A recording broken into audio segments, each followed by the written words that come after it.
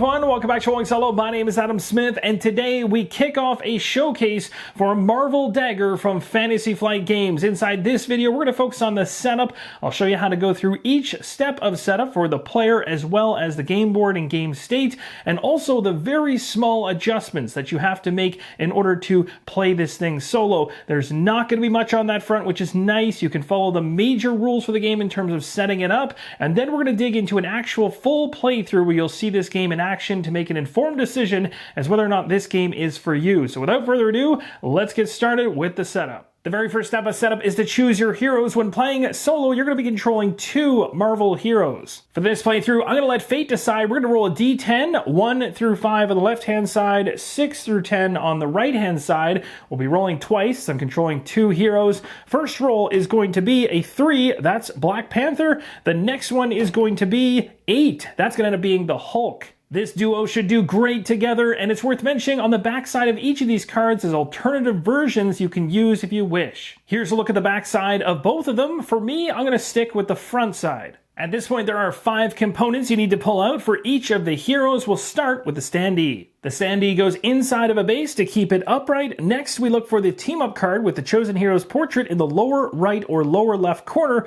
We're going to place it with the grayed out side face up. The team-up card goes on the left-hand side of the player dashboard. You'll also see that the icon for that dashboard matches in the bottom left or bottom right, depending on which side you have this one on. It's Wakanda Forever 4, and it says spend 4 team-up to ready this card by flipping it to its other side. Again, remember, grayscale side up. The next step is to find the mini card deck, look through it, find 2 support cards with the card backs that match both heroes from the chosen hero sheet that you have for your character, and you're going to choose one card to place face up, the other is going to be face down. Now find another mini support card which has your character's artwork on the back only, and you're going to place that nearby as well. These top 3 cards here we're going to be placing to the far right of the player dashboard in just a moment. Now find your hero's mission card, which is easy to find as the card back has a mission icon on it as well as the character's artwork on the back. Place it underneath your hero's dashboard. And to wrap up choosing heroes, I've gone ahead and loaded out the Hulk. You can see support cards, mission cards, the standee,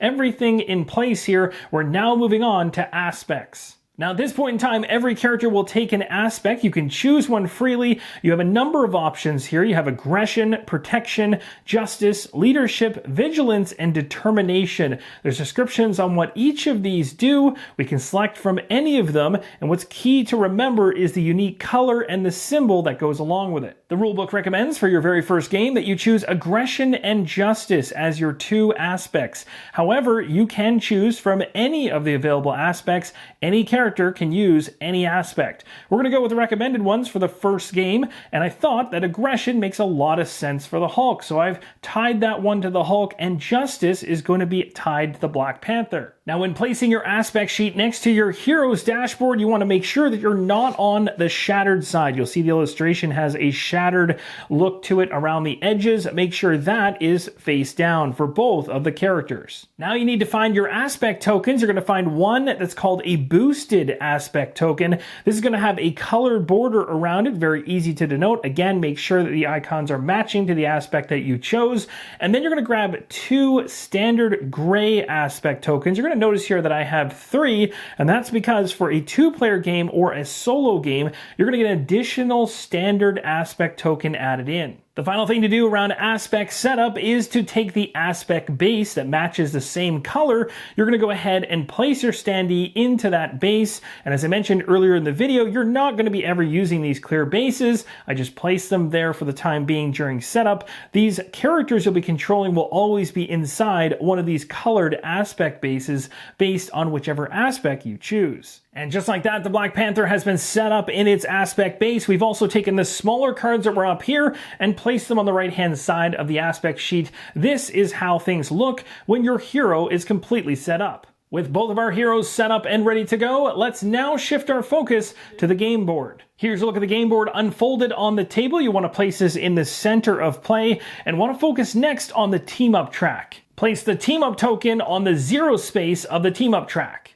Now we're going to head to the top of the game board where the threat track is. Up here in the 0 position, we're going to place the threat token. Now let's head south down to the bottom left-hand corner of the game board where Asgard is. Here you'll see a location for the Bifrost token. That'll do it for the tokens that need to be placed onto the game board itself. Now let's move to the next step, which is choosing the Nemesis. Here are the 4 Nemesis that come inside of the game. It's recommended for your very first game you go up against Loki. We'll be following that recommendation. We're going to grab Loki as well as a number of game components that tie to that Nemesis. You'll want to find your Nemesis standee as well as the rock gray base, and you're going to place that underneath your standee. Next, go through your standard size cards and find an enemy card that relates directly to the Nemesis. You'll know it's tied, as in the top right hand corner you'll see an illustration that matches, and also the 4 specific Nemesis standees. And these components for the time being will be on the right hand side of the game board. Now let's shift our focus to setting up the Nemesis mission deck. We're going to find 3 cards specific to Loki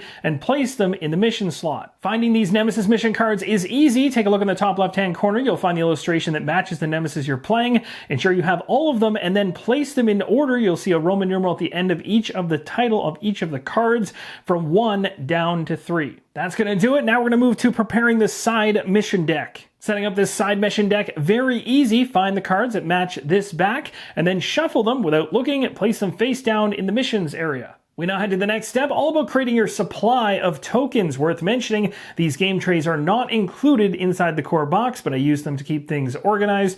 We have progress tokens in varying amounts. We have damage tokens above that in varying amounts. Just above that in purple and orange, we have what are known as combo tokens.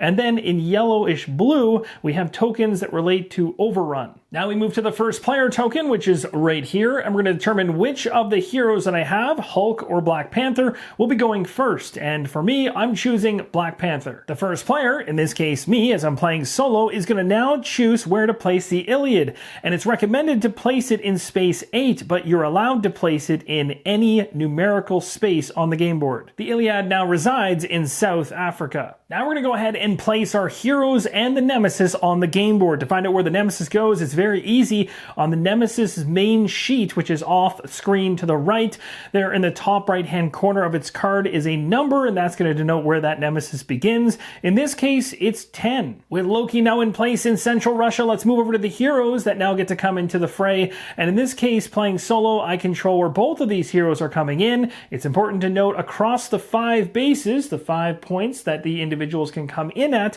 to start the game, these individuals cannot come in on the same space. Only one hero for each base. I'm going to choose to have the Black Panther come in at Wakanda, and we're going to have the Hulk in New York. Now we're going to focus on preparing the event deck. The first thing you do is take a look through all the standard size cards that have this card back. You're going to be taking out every single card that does not have a blank black space in the top right hand corner, almost a grayish look to that. These are all the standard event cards. There's 30 of them. You're going to shuffle these all together to create a pile. From that pile of 30, after shuffling it, and again, not looking at any of them, you're going to go ahead and draw up 9 cards and place the rest of the ones that were not selected back into the box. Next, from the 9 cards remaining, you're going to break them out into 3 piles of 3, and then you're going to go ahead into the deck of similar backed cards, and you're going to find 3 cards which relate to the Nemesis that you're playing against. Again, the illustration for these are up in the top right-hand corner. You're going to go ahead and you're going to mix randomly one of these into each of these 3 piles. At this point, you should have a Nemesis card shuffled in randomly to each of these 3 decks, again, having no idea where they are in each of those 3 decks, and then you're simply just going to stack them. It doesn't matter how you stack them, just make sure they're stacked one on top of the other, and ensure you do not shuffle it once you do this. This deck will now live to the right of the Nemesis dashboard, in this case, Loki. It's now time to reveal a first strike card. These cards are easily found by the red backs with the exclamation mark. There are 6 of them in the core box. You can either choose one that you want to use at the beginning of your game, or you can go random, like I'm going to do here, shuffling them up and drawing one and revealing it. So we're going to go ahead and flip the top one over, see what we get. This card, Time Travel Activity, is going to be placed on top of the Nemesis Mission deck. Now, just before I go ahead and place this on top of the Nemesis Mission deck, let's go ahead and resolve it up close here. You'll see across the top top, we're going left to right. The first icon here is what's known as an enemy pod. It's a specific type of card. You're going to find those cards in your standard size deck of cards that come in the base game.